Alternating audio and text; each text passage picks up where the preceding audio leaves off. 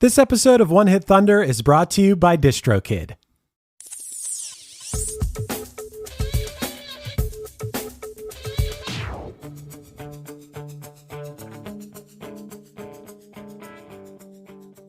If you were putting together an infomercial for a compilation of 90s hits, it's almost certain that a clip of Jesus Jones Right Here, Right Now would snag a good 8-second chunk of it.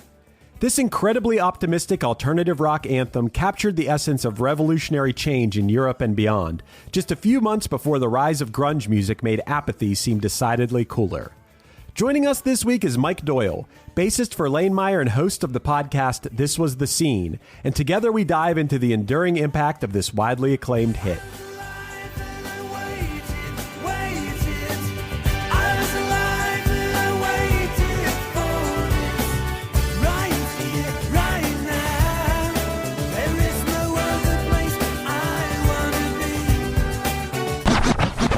One hit is all you need to make the money guaranteed, and you can live off royalties forever.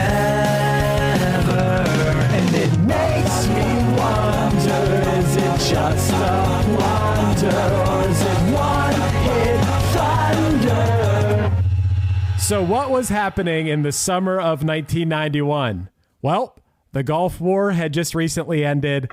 The World Wide Web was introduced to the public. We got the first images from the Hubble Space Telescope that summer, which, if you haven't looked at these Hubble Space Telescope photos before, they are crazy. Google those right now while you're listening to this episode. They're amazing. The Silence of the Lambs was still dominating at the box office. And of course, Jesus Jones, Right Here, Right Now, was a hit song. It was a number 2 song. So Mike, welcome to the show. We are here to talk about Jesus Jones Right Here, Right Now. And the first thing I want to ask you is this band cool? Do you think this band is cool? I thought they were cool when I was... Yeah. What year is this? Okay. 91? 91. I was 12. Yeah, I thought these guys were fucking super cool. Their outfits were great. This episode, I think, Chris, is going to have a lot in common with another episode we recorded. Oh, I know which one.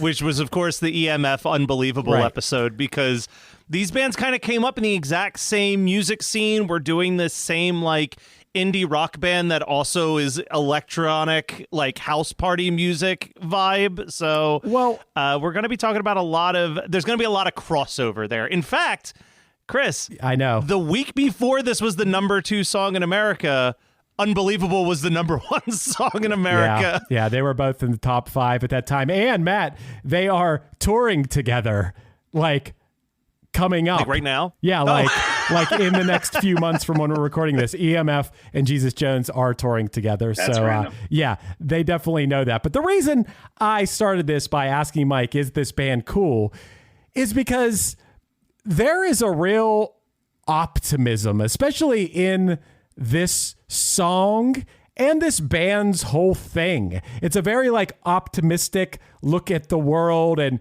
a lot of positivity that got wiped out. This band is a casualty of the grunge movement. Of when grunge got big, they wiped a band like this out. And I don't know what's cooler. Is it cooler? This song is very much inspired by... It was the Berlin Wall coming down, things happening in Europe. And then as this song became popular, it was around the time of the fall of the Soviet Union and things like that.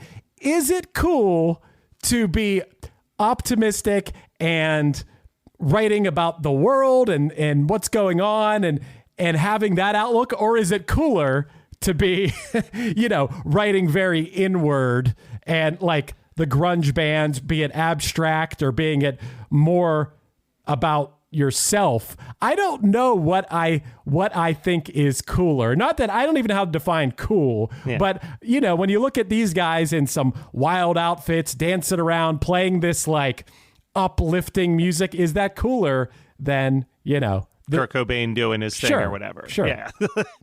I think they can both be cool simultaneously. Chris, this might sway you slightly. I'm not sure if you stumbled upon this factoid, but the National Review in 2006 rated this the 14th greatest conservative rock song of all What? time. And their reasoning was because it's about the end of communism. I think Jesus Jones would not, from what I know about them, I don't think they would be too thrilled about that. But yes, this band, I think this song is like peak 90s. I think if you saw a commercial on TV for a 90s compilation, this would be one of the 10 songs they'd play in the commercials. Oh, I've seen many a commercial for 90s compilations where this song is in the contention of the sounds of the 90s, even in like during the 90s, like in like the late 90s when they were selling those comps. This was a big one in there. When it comes to the music of the 90s, anything goes. Right here, right now. Watching the world wake up from history. Music today is everywhere. No need to label it. If it's good, we'll play it. That's why we got Living in the 90s. 2.5 hours of the coolest songs on 2 CDs and 2 cassettes. Check it out. But the question obviously comes down to Mike. Why this song? We sent you the infamous list of songs we haven't covered, and it wasn't like sometimes people will send us like 5 or 6 options. You just wrote Jesus Jones. You said one, so I just figured I'd just send the one back. It's going to be like, all right, well, why this? Because this one stuck out to me because this is like right as I'm starting to get into music. And did this come out before? This came out before Teen Spirit, right? Because that was 92. This would have been just before though, because Nevermind would have been released this summer, so it would have been like right off the like that. I think that's why Chris is pretty accurate in the sense of like Nirvana was just trucking right behind. Yeah, because Nirvana came out. I thought they came out more like like the fall or the winter of when they came out in the fall to winter when Nevermind came out. Because I saw that. I remember the first time I saw that video was at my dad's, and it was New Year's Eve, and I was in LA, and my sister put it on. I know we're talking about Jesus Jones, but I'm talking about this for a second. No, we can talk about this. This is important. So that's why I remember that being because I first saw the video. I thought it was 10, but I guess it was like 12 or something. The reason I like this song is so when like summer vacation would come around when I was in high school, I didn't really have like a ton of friends, so I'd always just be watching TV all day long. So like summertime was just me downstairs watching MTV and HBO and whatever the fuck was on. And this video came on. So I'm like starting to get into music. And at this time I'm getting presents of cassette tapes. I got like Tone Loc, and I think my sister was collecting tapes. She had like Motley Crue. So I'm looking at album artwork and like, oh, this looks really cool. And then when I'd play it, I was like, this is fucking stupid. And then when this song came out, I just remember I was like looking for something, and there was something about the video and how these guys were dancing around. I thought they were just so cool. And like, if you ask my sister too, that's one of the reasons I picked this is because my sister she remembers that I played this song over and over and over again. I used to just, every time I was on, I would just like always play it. I think I even got a recorded like from the radio or something. And she was like, you always listen to this song. And I just loved it. It was like that. Plus, I think the same time didn't like Wind of Change come out around the same time? Yeah, this would have been right around the Scorpions, maybe like a year earlier had Wind of Change. I think that was like late 90s. So I think that's why they were doing the whole like Berlin Wall thing. But I mean, that was relevant. They're coming out of communism. Is Jesus Jones even from like Germany? They're from the UK, but I don't think they were from Germany. I think they were British. I thought they were from Germany for some reason. And that's why I thought it was more relevant. That's why they were singing about. But I guess that was just one part of the song was the Berlin Wall. They're from England, but they said that the song was inspired by the revolutions of 1989 in Europe, particularly perestroika in the Soviet Union. And Mike Edwards, who is the singer of the band, that guy, I just picture that guy as the band. I think that guy's face popped up in those 90s compilation things. You know what he looks like. That guy looks like every lead singer of every early 2000s fucking band that came out in the punk scene. Yeah. It's like I know what you're talking about, Chris, because it was like every video that you would see in those compilations, it was like a close-up saturated photo of him like holding the mic both hands, like singing the Right Here Right Now part, and then it would cut to like the next song. Mike Edwards looks like a exact cross of Gavin Rosdell and Mike Patton. 100%. If you put those two guys together, I'm looking at Mike Edwards right now, and that like literally nails it on the head. Yeah. Mike, you might not know this. Chris is overly too well aware of this. I am a physical media nerd. I love going to like used CD stores and grabbing up like dollar CDs still in 2024. Nice. And up until this episode, I would say that Jesus Jones' Doubt is one of those albums that you find like 50 copies of in a used CD store, which led me to believe that this band was like a one-trick pony and they really didn't have anything else worth listening to. And I want to say now, early on in the episode, I had a blast digging into the rest of this band's catalog. I don't think they have any songs that I would say are better than Right Here, Right Now, but I was like into everything they did from their early stuff to their later stuff. I'm a Jesus Jones head, I think. I think that's what's happening here. Hey, you're bringing him back. Do you like Info Freako, Matt? I really liked Info Freako. I thought that was would. one where I was like, I have to check out this song. This was their debut single. It kind of got all this critical acclaim in the late 80s on their first album, Liquidizer. Well, and I was like, this song rules. Well, this song is awesome. What? This song? In the UK. In the UK. And it was a minor hit. But what I thought was insane about this band, I don't know if you guys saw this, they were playing in like some cover bands and stuff, and they decided to start this band. Mike Edwards and his boys started this band. Started in 1988. Within 2 months of starting the band, they had record label interest. 2 months after that, they got their deal. And then 2 months after that, that single, Info Freako, was already like almost cracking the top 40 in the UK. Like, that is lightning fast. That is such a whirlwind for anybody. Like, that, I don't know. Like, I can't help but think, though, because like you guys all have, I mean, you're both of you are the musicians on this podcast. I'm just the music fan. But like reading like the Nothing But a Good Time book, it talks about how like Motley Crue started to blow up, and then every record label exec was like just walking up and down the LA club circuit, just trying to find another band to sign to be their Motley Crue. So I'm wondering if, you know, because I'm sure EMF was in that same category, that like there was something happening, and it was like there's this movement happening in this area of the UK, and like just record company scouts were out there, and it was just right time, right sound, like stars aligning perfectly for these guys. Yes. That's right. That's what the song's about. It's how they got signed. They definitely had a sound that was of the moment. They were a mix of art rock, and they were using samples, and they were influenced by rap music, and yet they had guitars. They were a real amalgamation. And I think that them and EMF really did stand out as doing something way different than everyone else. I mean, what I thought was really crazy is that Mike Edwards cites their biggest influence, not that they sound anything like them, because he noted that after they came out, there were a lot of bands that were trying to sound exactly like Jesus Jones, which I found surprising. I didn't, but I guess if you have a huge song, you're going to have that. But he said that he didn't like that there were these carbon copies of their band, because the band for them that was Public Enemy.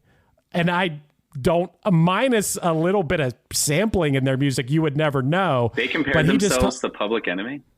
Well, he said that was a big inspiration to start their band. Yeah, I can hear a lot of Chuck D in this guy's voice. Yeah, unless he's just talking about like the social consciousness and what they were writing about too. I could see that maybe.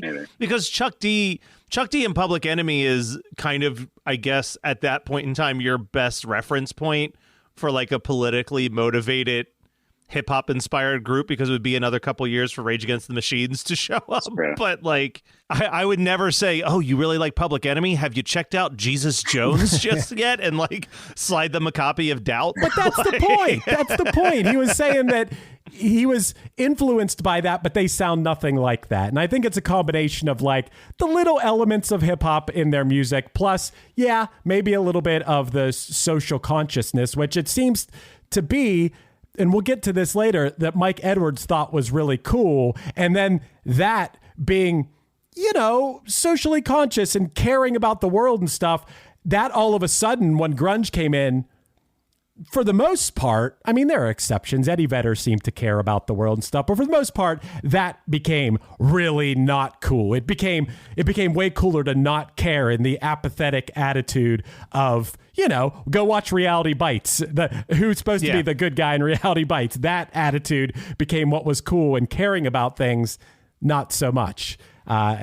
It's almost like I think I started to realize that it was like the grunge aesthetic, with the exception of Eddie Vedder, was like an awareness of things were bad, like awareness of like there's a lot of bigots out there, there's a lot of racism, there's a lot of this, that, and the other thing.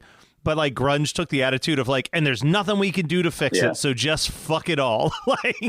And now it's kind of shifted to be like, no, like we could actually fix this. We could put our minds together and do something about this, actually. And I shouldn't throw the actual artists under the bus of not caring. Go watch interviews with Kurt Cobain. Like, he obviously cared about, a lot of things. I'm just talking about like in the music itself. In the music itself, and even in the fandom itself. I think the fandom at the time was definitely misreading the level of activism that the artists wanted their listeners to actually have about what they were talking about. Too, though, because like people weren't really used to that at that point, because 80s was just kicking the face with just tits and ass, girls, drugs, and cars. That was basically it. So they come out of that and they're like, oh, this is a kid who's going to go to school and shoot himself in the head. Like, that's what's going on with that? Yeah. Something that's worth calling out here, too. In 1991, Jesus Jones was at the VMAs, and they won Best New Artist. They're the first UK band to ever win Best New Artist at the MTV VMAs, which is mildly less impressive when you realize that there was only maybe 6 years of VMAs up until this point. But they beat out... Wait, see if you can see if Mike... I have the list, too. Mike, okay. 1991, Best New Artist... MTV. Can you name one artist or band that Jesus Jones would have beat? I'll give you a minor hint. I would say only one of these artists couldn't be covered on this podcast. Oh, man. Wait, why wouldn't you be able to be covered on this podcast? Because they have more than one hit. Oh, man. Yeah. Jesus. Man. I don't want to really putting you on the spot. I know. EMF obviously has to be in there. No, they're not. Surprisingly, it was. So we had CNC Music Factory. Oh, that crap was on there. Okay. Delight. Gerardo. We did a Gerardo episode. Was Jordy on there? And Seal. You like Jordy? Seal was the good one. Tata baby. I heard that was. So I just listened to a podcast and they said that was the guy who wrote the song. That was his son, and he just did like just that phrase, and they put him on the song or something like that. Yeah. That was the youngest person ever. I forget. That wasn't a number one hit, but he was 4 years old when that song. How did we not do a Jordy episode yet, Matt? Yeah, man. Maybe he had a second hit. I don't know. Jordy did not have a second 35, hit. 35, he came back around. It's like when Milli Vanilli actually went how to sing.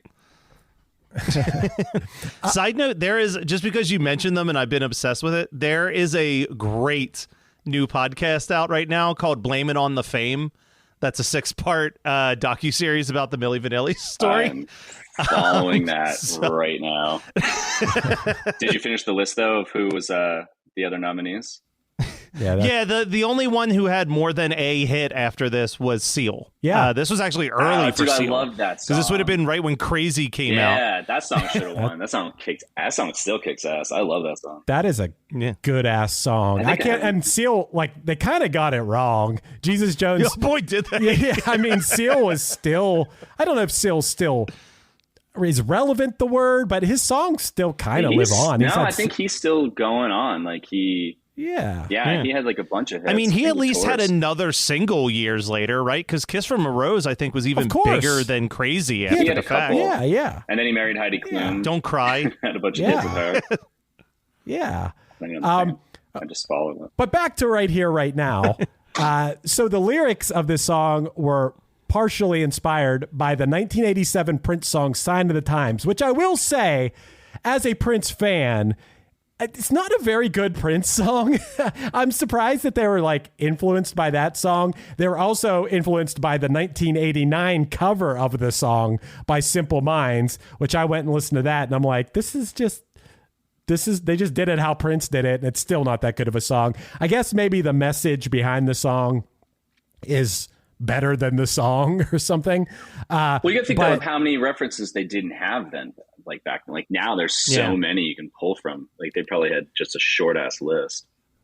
Well, yeah. I also think it's interesting that they worked in the phrase "sign of the times" in this song, almost like as a slight homage to the fact that it's inspired by that song. In the second verse, he says, "I saw a decade end, and when it seemed the world could change, at the blink of an eye, if anything, then there's your sign of the time." And he goes to falsetto when he goes to the word sign, so he really wants to stress it.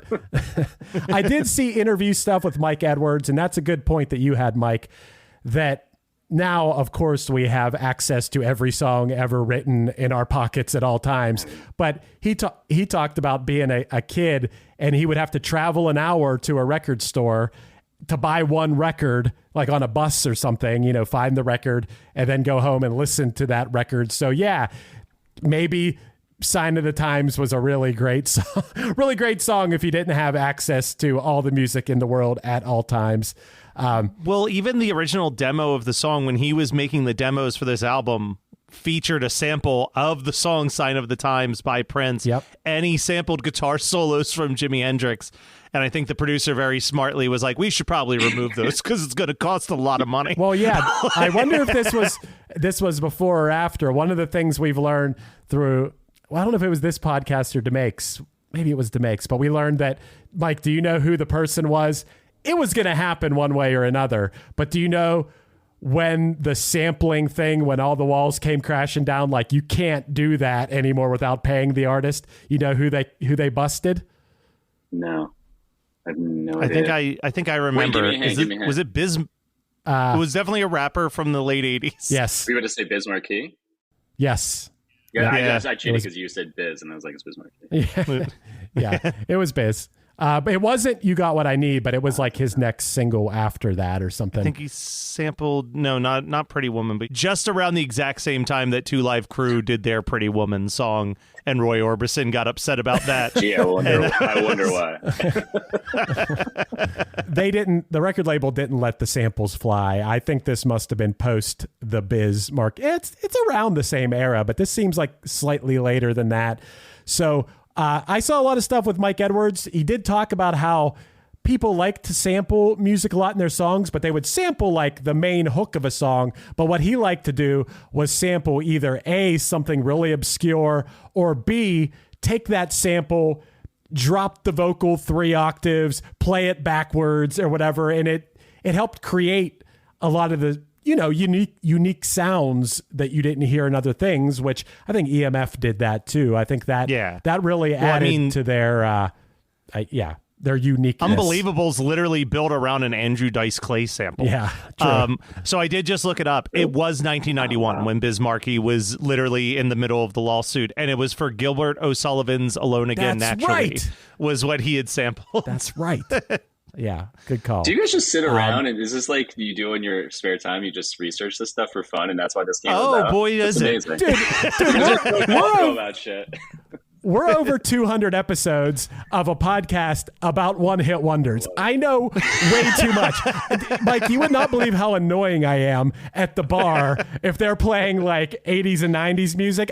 Sometimes I just got to stop myself from sharing 10 facts about every song, but I'm so glad to know that that's not just me, because I'll be out and about with my girlfriend and a song will come on and I'll just be like, you want to know a fun fact about this like, song? Shut and she the always fuck up. Her answer is roughly along the lines of, no, but you're going to tell me anyway. And then I just share my fun fact about that song. I think that's a great way. That's like a good way to pick up girls at the bar and be like, oh, by the way, do you know this fun fact about Jesus Jones that's playing right now? That would knock them dead. Yeah. Well, do we want to talk about why Jesus Jones, beyond the fact that grunge kind of rocked them, they also totally changed their sound for their next album and went very industrial. They did with the follow-up record. But I do want to note, Matt, that the other 2 singles from the Doubt album, Real, Real, Real and International Bright Young Thing, were actually bigger than Right Here, Right Now in the UK. Not in the United States. They weren't hits at all here. But in the UK, Right Here, Right Now was their third biggest song from the album. Dude, I loved Real, Real, Real. I forgot about that song.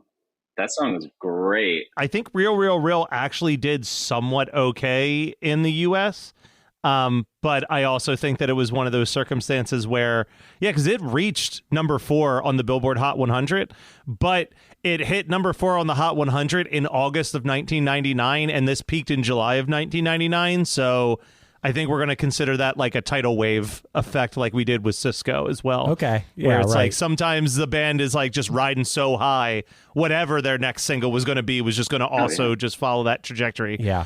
I also got to encourage listeners, go check out the music video for International Bright Young Thing. It is a green screen video, and it is like Tim and Eric, a decade plus before Tim and Eric, but very sincere. Like they're not joking around. It is terrible, but it's also kind of entertaining. Hey there, One Hit Thunder listeners. Are you ready to take your music to the next level? Well, get ready to rock, because this episode is brought to you by DistroKid, the ultimate digital music distribution service for artists like you. With DistroKid, you can easily upload your songs or albums to online stores and streaming platforms like Spotify, Apple Music, and YouTube Music, reaching fans all around the globe. But that's just the beginning. DistroKid offers a ton of awesome features like Hyperfollow, which helps you promote your releases and get pre-saves on your songs, all for free. But wait, there's more. The DistroKid app is now available on iOS and Android.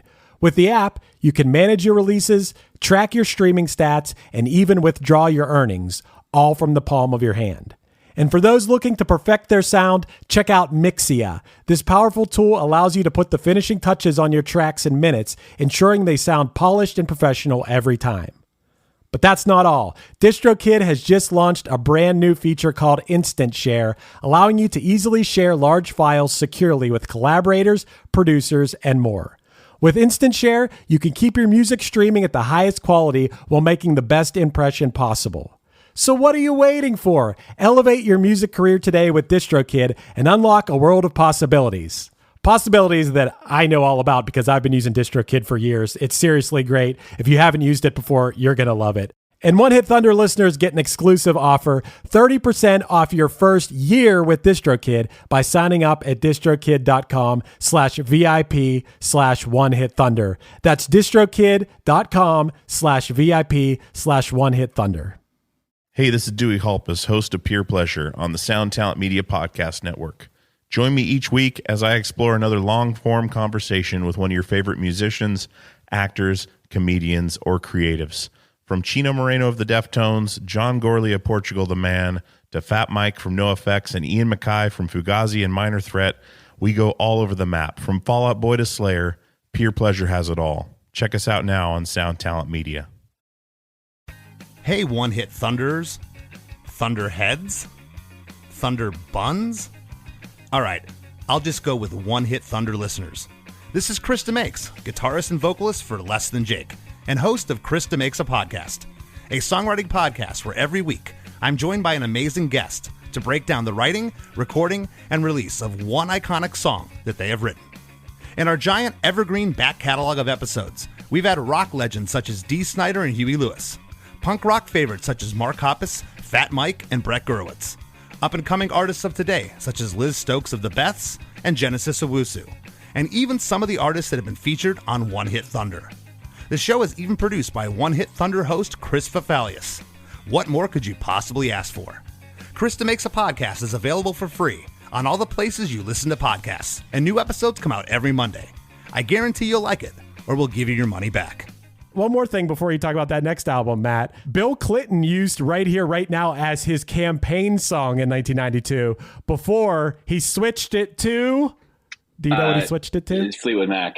You got it! Fucking Don't Stop Thinking About Tomorrow. You got it. Good job, man. Yeah, because they played at his inauguration. Or they play, at the inauguration. Yeah. Yeah. Well, Right Here, Right Now also had a couple second lives. It was the advertising jingle for Kmart. Yeah. It was used for CBS News, and it was also used for promotional advertisements for Tech TV, which doesn't exist anymore. The Ford Motor Company used it in a 2010 advertising campaign, and then a New Zealand band called The Feelers covered it, and their cover was chosen for the 2011 Rugby World Cup advertisements. Yeah. So Jesus Jones made, I think, more money in the 2000s with the advertising benefits of this song than actually in the 90s when it was at its That's peak. the way to go, man. Another story related to that I saw Mike Edwards talk about in an interview was he's like, okay, a decade plus after the song is a hit in the 2000s, they were getting flown to like play corporate events in the United States. It was like barely any expense to the band. They would go to this corporate event, play just that song at the event, and then fly back to the UK and get paid like a ton of money just to play the one song. Corporations have so much money to blow. If you haven't seen it, there's a documentary. I think it's still on Max, but they may have pulled it by now because it was years ago I saw it, called Bathtubs Over Broadway. Are you familiar with this documentary at all? No. It's about how in the 70s and 80s, for like the end of the year events for like these giant corporations, they would pay for an entire Broadway show to be written, choreographed, and performed one night only for the investors. And then they would give them these records of the songs as like a parting gift. And it's about this guy who used to do the weird records for David Letterman's show, became obsessed with them and collected like every one of these like not for sale rare Broadway show vinyls. It's hard to top The Bathrooms Are Coming. What a great thing. I thought he made it I thought he made it up too. And like it was this thing in our family. I was working at the Letterman show as a comedy writer. I started finding these mysterious corporate records. Musicals, but about tractors or silicone products. I didn't know anything about musical theater, but I was pretty sure it wasn't supposed to be this. My bathroom is a private kind of place. The dishwasher and the Everybody was doing these things. Giant companies, tiny companies. If the patient gets bloody, And found some sort of treasure trove that we weren't supposed to know about at all. It's the way. Yes, sir. Everything's coming out, it go. I need to up my game with what I'm charging corporations. I always been like, oh, I feel bad. I'm like, these motherfuckers are making like millions a year. It's insane. I know a story. There's a guy from around where I'm from. His name's Joe Hardy. He owns 84 Lumber, if you guys know what 84 Lumber is. And he's a billionaire. He died a couple years ago. He's like 101 years old or something. My buddy Eric Hora, he's a lighting guy. He does like tons of like big commercials and shows and movies and stuff. He did lighting on that show, The Jinx, on HBO. Just want to shout him out. That's great show. But he talked about how he did lighting. It was, I think, the dude's granddaughter or something, and they flew Lady Gaga in to perform a concert just for them. And I think it was like, you know, $500,000, maybe more than that, just to have her fly in there, perform at the birthday party, and then take off. So rich people, man, these it's freaking wild. I'm doing everything wrong. Yeah. I don't have Lady Gaga at my birthday party. I went to Toad's for my birthday party. For my birthday. You don't even need to know what that is. I was saying, what the hell is that? It's just I'm assuming a bar. Yes, Toad's. I went to Toad's. Nice. Like you said, like we've talked about, the grunge thing came in and kind of wiped out this style of music, this optimistic style. Mike Edwards said about it, which he's always been pretty, you know, just like the music is, pretty optimistic and stuff. But he did get I felt like he got a little bit sour in this quote when he said, "Rock music in the past reflected the society we lived in. It's stopped doing that now. For me, that's why rock is dwindling artistically and commercially. This slacker mentality is the way people want to be. I find it really depressing that this apathetic miserableism is all we can expect from the new generation." That felt a little much to me. When was this? When did he say this? In the mid 90s. This is by like 95, 96. I thought it was like 10. I was like, he's way off. No. It just felt a little bitter, for being the fact that you started your band and within 6 months you were already on the charts and you had your moment. I mean, there's bands that, I won't name any, but there's bands who've been around for 30 years that can't, would love to have that moment, but to be bitter about it. I mean, the dude was probably still in his 20s at this point, and it seems, there's a reason all of us in here were, to a certain extent, listening to that music that he's calling apathetic miserableism because you could relate to it. You felt what these artists were singing and you felt the music, and you shouldn't write that off. Why? Because, whatever, because they weren't singing about the fall, the Berlin Wall coming down or something. It doesn't mean that you can't relate to the music. And I think he was probably pissed because he was getting upstaged by all these bands. So his band just got like buried, and then Pearl Jam and all the grunge bands came out of nowhere, and they were like, wait a minute, we're still here being optimistic, you dicks. Because they never broke up. That's the craziest thing about the band. They went on like a couple hiatuses. They didn't record for like 3 years after their third album, but they've in the entirety of the 2000s. So from 2000 to 2018, they put out a single record. Yeah, but they were constantly an active touring band during that time. I'm literally Googling every single thing you guys are saying. That's why I keep on the keyboard. I'm like, oh wait, where is this? I'm like looking it up right now. Well, what else is wild is they released another album called London in 2001. It didn't do well at all sales wise. Not that that's what we judge everything on. Sure. Listen to the music, whatever. Bands have peaks and valleys. But I thought it was interesting. They released the album Passages in April 2018, and they crowdfunded it via Pledge Music. Do you guys know anything about Pledge Music? I know Pledge Music, yeah. Oh boy. I learned a lot about that from my buddy Jim Legrando. That company went bankrupt the same year, but it was basically like a Kickstarter for music, and they stiffed so many bands that raised money from their fans. The bands never got the money to record the album. So that was they went bankrupt, and those bands never. So everyone got ripped off in that. But I guess Jesus Jones got their money because they did record the album. And I will tell you guys that the single "Where Are All the Dreams" from that album, you can go check it out. It ain't bad. It's a pretty decent song, and the music video for it is pretty cool because it's all footage from them touring in 1990 and stuff. It's all in black and white, and you see some there's a young Matt Pinfield in it and stuff, and backstage, and I thought it was a pretty cool music video. So I think the guys can still write a song, and they're still together. One thing that we forgot to mention that I think is pretty interesting. You might find this interesting, Mike. So I looked up the Billboard charts of the week that right here, right now, peaked at number 2. Number 2, that's pretty high for a alternative rock song. I mean... Yeah, Nirvana never got that high, honestly. No, that's a thing we talked about. Smells Like Teen Spirit on the Hot 100 got to the high 30s. But do you know what the song is that kept it out of the number 1 spot?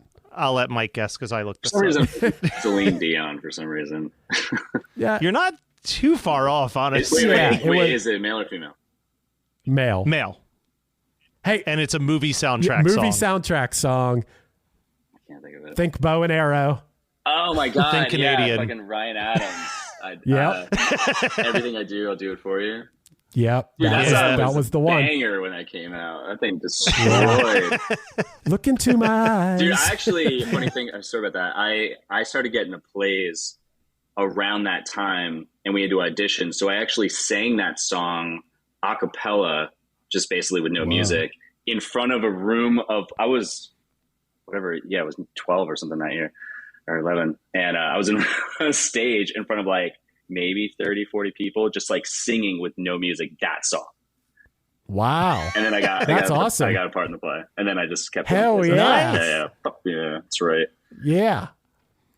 Well, Chris, you are a bit of the game master over here. Did you have a Jesus Jones themed game I do have before a we game. start to wrap I do up? have a game for us today, if you guys would like to play. Perfect. So I have all of my Google open.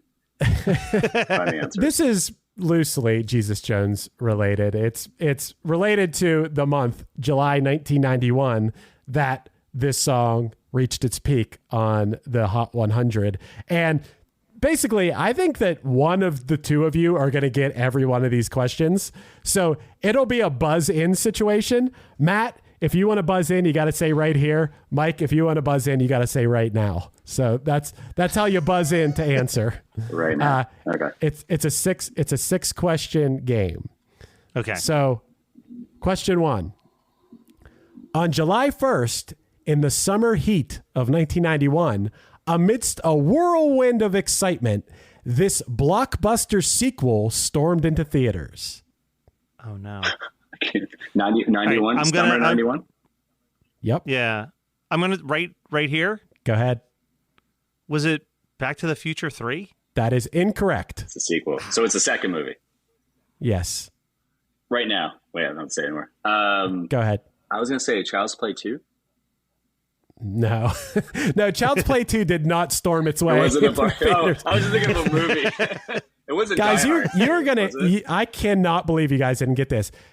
It's fucking T2. Oh, my God. Oh, Terminator 2, Wow. Judgment That's right. Day. I saw that twice in the theater, Jeez. too. Oh, man. All right. Next question. Next question. You should have said, like, you could be mine. And I'd be like, oh. Yeah, I didn't want to give it to... I thought that was a gimme. I thought whoever just buzzed in first was this going to is get hard. that one. On July 2nd of 1991, this powerful film set in the streets of South Central Los Angeles was released. Right now. Go ahead. Boys in the Hood. You got it. Damn it. Nice Yeah. job. Would you have got that one, Matt? I would have. Okay. All right. I hesitated. That's Mike's up 1-0. We got 4 questions to go. Take that. all right. Let's see. Uh-oh. Matt might be in trouble on this one. Maybe not. Oh. On July 5th, 1991, Jesus. Major League Baseball owners approved 2 new National League franchises to start play in 1993. Right now. Go ahead. The Colorado. I was just going to say you have to name one of them. Yeah. Colorado. Fumble it. I'll steal it. I know this one. The Marlins were one. You got it. And the... You had the other one, too. Yeah, Yeah, Colorado. it's the Rockies. The Colorado Rockies. Yeah. Those were the two. Those were the two cool hats and starter jackets to have. I think like that, and also since I live in North Carolina, the Hornets, Charlotte Hornets. Hornets with like Oh, Larry my. Johnson. That hat, Yeah. or just that whole thing was like blowing up around that time. That pullover starter jacket was so popular at that hell time. Yeah. I had a Hornets hat. I didn't even like the team. And then San Jose Sharks stuff. San Jose Shark stuff. That was the sickest shit 100%. ever. Yeah. All right, Mike's All right, up Chris, 2-0. Mike. Yeah, let's okay. I got to sweep these next 3. Okay, we're gonna do a little history on this one. In the on tumultuous June 6th, 1990. No, not in the tumultuous era of post-Soviet Russia. A pivotal moment occurred when the first democratic elections for the presidency took place. Who clinched the title of inaugural elected president of the Russian Federation? Chris, I was 5 when this happened. Yeah, I don't know. I feel like it's somewhat important to know. Right now, Go ahead. I would say Putin, but he hasn't been that long. Isn't it Gorbachev? No, it was actually Boris Yeltsin. Oh my God, Yeltsin, that's right. right. Yes. Okay. All right, 2 more. I can tie. Yeah, the most you can do is tie, Matt. Okay. On July 22nd of 1991, this man confesses to killing 17 men in 1978. Right now. Go ahead. I'm the fucking only round. I was about to say John Wayne Gacy. That is incorrect. Right now, right here. Go ahead. Was that Ted Bundy? That is incorrect. No, he killed one. You guys danced around the obvious Wait, answer hold on. here. Jeffrey Dahmer? Oh, is it Dahmer? It was Dahmer. Yeah. But he Dahmer. killed them in damn the 70s? Yeah, isn't that crazy? Yeah. I thought he did it like 1978. right around the time where he got caught. He was doing it for a while. I didn't watch the but documentary. I was like, this is too fucked up. I think 91 is when he finally confessed to it. Yeah. Because I think in 91 is when he became a born again Christian in the jail and believed that if he confessed to it, he would be like forgiven and able to go to heaven or something. I'm not a religious man, but I would guess that Jeffrey Dahmer is not in heaven. Yeah. That would be my guess. Didn't someone like beat him to death with a broom and shove it up his ass afterwards or something like that? Yeah, they did. Yeah. Or a gym equipment. They beat him to death with gym equipment. Yeah. Yeah. Well, take that. One Christians. One last question, even though Matt has no chance, we might as well throw it out there. Chance. Oh, wow. Yeah, I like that you're getting smashed, Matt. That doesn't usually happen. Take that, Matt. On July 29th of 1991, this legendary heavy metal song was released. Right now. Enter Sandman. Go ahead. You got it. Okay. Damn. This is like my whole middle school like summer. This is where you got rolled on. Got Jesus Jones. Lord. I got Metallica. Actually, no, wait. Was that the same year? Well, we are talking 91 stuff. Okay. Yeah, that's the same year. That's 91. Mike, thank you so much for joining us. Real quick, you host another fairly popular music podcast out there in this world. So why don't you tell everybody to go check that out? Actually, I accidentally wore this shirt. I just put this on today. As soon as we got on this, He's wearing his own podcast shirt. Can you do that? I don't have, neither of my podcasts have shirts that I have, but if I did, I could wear it, right? Yeah, you're allowed to. And people are like, oh, what's that? I'm like, oh, it's a podcast. It's called This Was the Scene. It's about the late 90s, early 2000 punk scene. About over 200 interviews. I had Chris DeMakes on. I think he was 120 something. It's wherever you podcast. Hell yeah. This Was the Scene. Check it out. Yeah. All right. In the last part of the show, we just got to determine Jesus Jones, one hit thunder or one hit blunder. Mike. Thunder. You pick this. Thunder? We knew. I'm also going to agree this is Thunder. Chris, are you going to solidify this? Are we going to have to, notarize this and send it to Mike Edwards? So what happens on this show, Mike, is that if all three people, or sometimes we don't have a yes too, agree that it's Thunder, it becomes certified. We get a certificate notarized and send it to the artist to let him know that it is certified Thunder. Please. We haven't done it yet, we haven't but that is on actually the done plan. it, but we like to pretend that we do that. I think you should completely do that. That'd be amazing. Yeah, I do too. We are. I believe that being over 200 episodes into a podcast about one hit thunders, would you say that we are probably the authority on one hit wonders? I think we probably are. Yeah. Right. And who also, else has done that? You probably would have only spent $140 in stamps by now if you gave every single one of them a Thunder.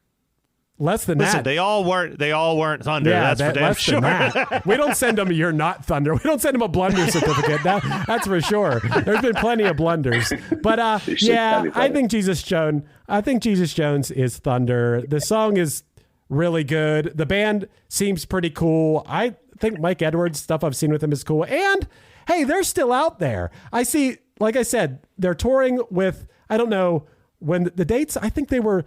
We're recording this in May of 2024, so I think the dates are this upcoming summer. I saw they were opening for Ned's Atomic Dustbin, I think in Canada, and they're still at it. And I really respect when a band's still out there doing it. Even if they know that it's on the tails of the one hit, you got to embrace that hit. I would say Thunder for Jesus Jones. I'd also point out that the singer of Recover stole his look, I believe. The singer of Recover? Yeah. Just tall, skinny, just super. You look at his photos. I mean, it's that, and it's like Craig Owens from whatever that band was.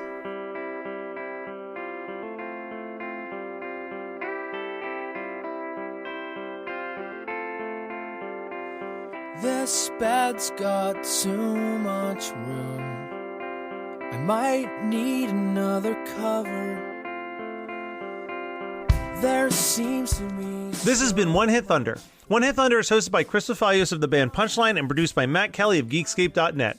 Underneath me, you're hearing For the Second Time off the Punchline album 37 Everywhere. Visit punchlinemusic.com for any upcoming news on the band. Our podcast is on Patreon now. Find us at patreon.com/OHT podcast for early access to episodes, bonus conversations, and a chance to vote on future songs for us to cover. Be sure to rate, review, and subscribe to us on your favorite podcasting app. And tune in next week for more One Hit Thunder. You seem more dead than I could ever be. So when you wake up tonight, I'll leave your life for the second time. I'll leave your life.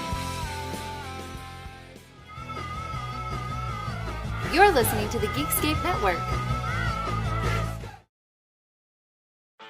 Bowie, Dylan, Marley. You've heard the names and maybe you've heard their songs, but what about the stories behind the records that made titans of music like these so universally loved and important? Join me, Josh Adam Myers, host of The 500, as each week I go through a different album from Rolling Stone magazine's 500 Greatest Albums list from 2012 with an incredible lineup of comedians, actors, and musicians talking about how the music has impacted their lives. New episodes of The 500 come out every Wednesday. Listen now wherever you get your podcasts. Hello, Tom May here, host of Future Friday. I've spent the last 15 years on the road with my band, The Menzingers, where I've met all kinds of wild and fascinating people. So I started a podcast. On Future Friday, I talk to fellow musicians about the moments that made them, their passions outside of music, and the curiosities that tie us all together. I've also talked to the likes of UFO researchers, magicians, soldiers, and documentary filmmakers, and I'm constantly searching for folks that can shape and change our view of the world. You can check out Future Friday wherever you like.